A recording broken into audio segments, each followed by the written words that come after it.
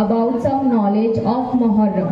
Why Muharram is celebrated? Muharram क्या है, कैसे मनाया जाता है, किसकी याद में मनाया जाता है और क्यों मनाया जाता है, और लोग मुहर्रम में क्या करते हैं। तो सबसे पहले मुहर्रम इस्लामिक कैलेंडर का सबसे पहला मंथ होता है, ठीक है, जिसमें मुहर्रम यानी इस्लामिक न्यू ईयर हिजरी की शुरुआत होती है।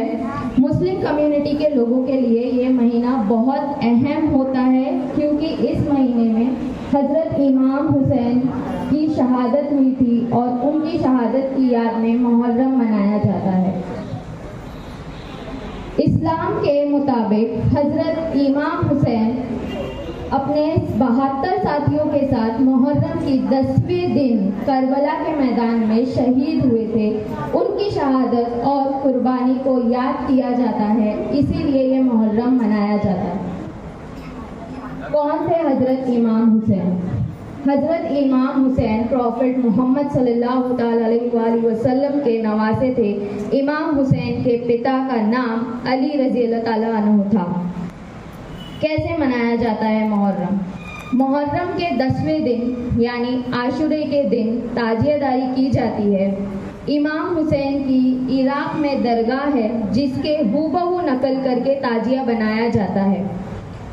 शिया मुस्लिम्स के मुताबिक मुहर्रम का चांद निकलने की पहली तारीख को ताजिया रखी जाती है। इस दिन इमाम हुसैन की शहादत की याद में ताजिया जुलूस निकाला जाता है और इसी के साथ साथ लोग आपस में शरबत, खिचड़ा ये सब भी बांटा करते हैं। ताजिया निकालने की परंपरा सिर्फ शिया कम्युनिटी में ही की जाती है। तो कुछ इस तरीके से मुहर्रम मनाया जाता है। Thank you. Today we are celebrating Ashadhi Ekadashi. हिंदू पंचांगानुसार प्रत्येक महिन्यामध्ये 2 पंधरवडे असतात, 2 तिथ्या असतात, एक शुद्ध तिथी आणि एक वद्य तिथी। आषाढ महिन्यात एकादशी दोनदा येत आहे, आषाढ शुद्ध एकादशी आणि आषाढ वद्य एकादशी। आषाढ महिन्यातील शुक्ल पक्षातील एकादशीला देवशयनी आषाढी एकादशी असं म्हणतात। आषाढ वद्य एकादशीला कामिका एकादशी असेही म्हणतात। देवशयनी एकादशी बद्दल असे मानले जाते की या दिवशी भगवान विष्णू क्षीरसागरात म्हणजेच एका वैश्विक महासागरात शेषनागावर झोपी जातात। धार्मिक मान्यतेनुसार मनुष्याचं हे 1 वर्ष म्हणजेच देवांची एक अहोरात्र असते।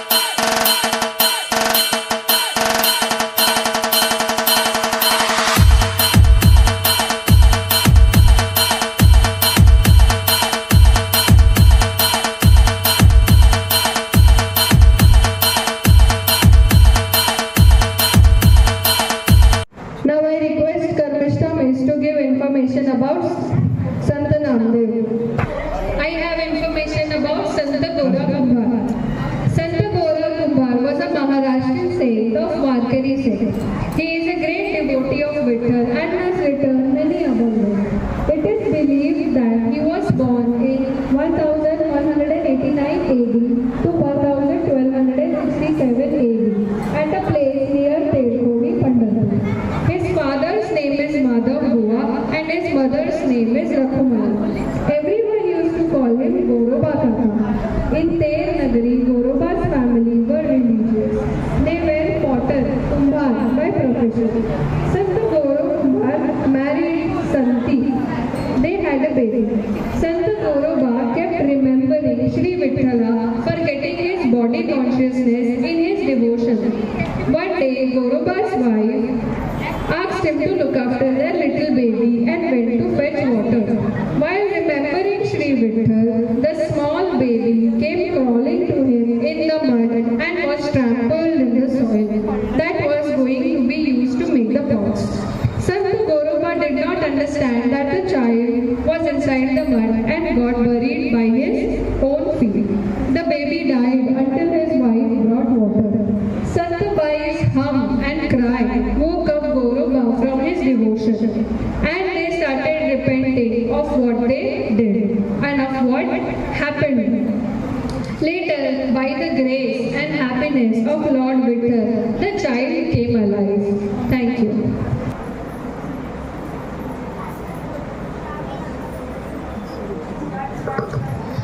भगवान विठोबांच्या नावातील वी म्हणजे ज्ञान आणि ठोबा म्हणजे आकार. तो ज्ञानाचा आकार आणि ज्ञानाची मूर्ती आहे. दुसरा अर्थ असा आहे की विठ्ठला हा शब्द वीट या मराठी शब्दापासून बनला आहे. याचा अर्थ वीट means breathe. To explain this episode, we have two students of our school. आम्ही तिघी म्हणजे गंगा यमुना सरस्वती नद्या आहोत. माता, आपण जगाला पावन करणारे आपण इथे काय करताय? रोज हजारो पापी आपले पापे आमच्या पाण्यात होतात, त्यामुळे आम्ही मळीन होतो. हे गोकुळस्वामी यांच्या सामर्थ्याने आम्ही पवित्र आणि तेजपूर्ण होतो. हे गुकुटस्वामी आहेत तरी कोण? अशी कोणती साधना? कल्याण नमस्ते. कोण मी पुंडलिक आपल्या दर्शनाची महती जाणली. वाराणसीला निघालोय. मार्ग चुकलेला आहे. मला योग्य मार्गदर्शन कराल काय? मला कोणत्याही तीर्थक्षेत्राची माहिती नाही. मी कधी साधना केली नाही. मी कधी ध्यान धरणा करत नाही. मी तुला कोणता मार्ग दाखवणार? आपल्याला अशी कोणती सिद्धी प्राप्त आहे ज्याने नद्या पवित्र होतात? ते मला ठाऊक नाही. पुंडलिका, मी माझ्या माता पिताची शिव पार्वती समजून सेवा करतो. अहोरात्र सेवा करतो. मी माझ्या माता पिताची मृत्यूवेदना कमी करण्याचा प्रयत्न करतो. हीच माझी सेवा साधना आहे. अशी माझी श्रद्धा आहे की आई वडिलाची सेवा हेच पुण्यकर्म आहे. आईला केलेला एक नमस्कार 3 पृथ्वी प्रदक्षिणा किंवा 2 लक्ष काशी प्रदक्षिणा किंवा समान आहे. आई जो माता पिताची निंदा करतो त्याला कलेश येतो. त्याला जन्मोजन्मी व्याधी होतात. तो नरकात पडतो. त्याला कशात यश प्राप्त होतो. तो अल्प आयुष्य होतो. स्वामी, बालपुंडलिका, तुला काय झाले? ही सर्व पातकं मी केले स्वामी. माझी मती भ्रष्ट झाली होती. मी माझ्या आई वडिलांना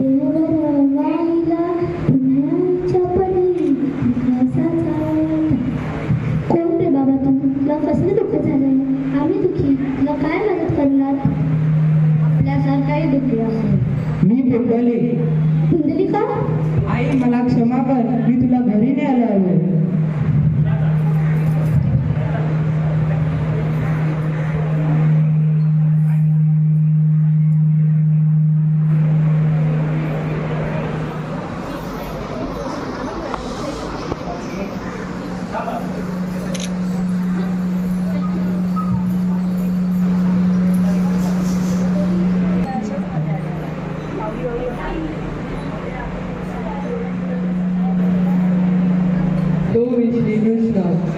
पुंडलिका, मातृपितृप्रेमामुळे व तू केलेल्या त्यांच्या सेवेमुळे मी तुझ्यावर प्रसन्न होऊन तुला दर्शन देण्यासाठी आलो आहे.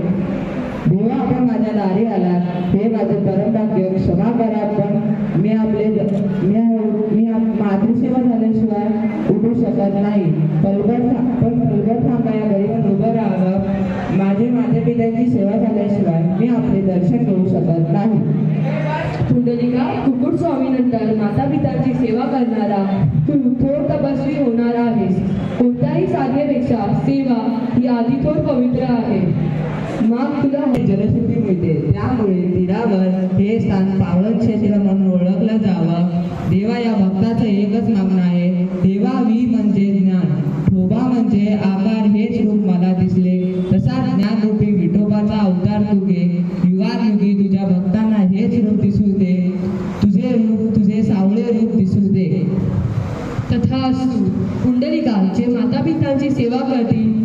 ज्ञानात वाढ होईल. तुझ्या इच्छेप्रमाणे आज मी विठ्ठल रूपी जन्म घेतो. पण माझं दर्शन घेण्याआधी लोक तुझं दर्शन घेतील. माझं नाव घेण्याआधी लोक तुझं नाव घेतील. कारण विठ्ठलाला जन्म देणारा तू भक्तरूपी पिताच आहे. त्या नावाचा नाद करूया. कृपया भजन करणाऱ्या विद्यार्थ्यांनी पुढे यावे.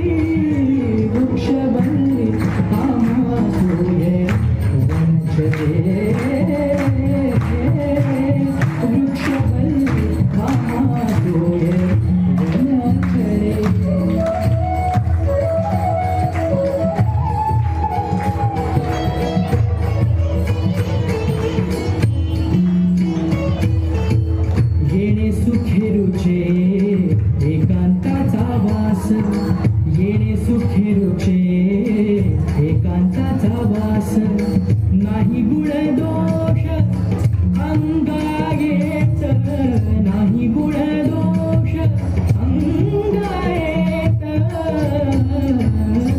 वृक्षवल्ली आम्हा सोयरी वनचरे.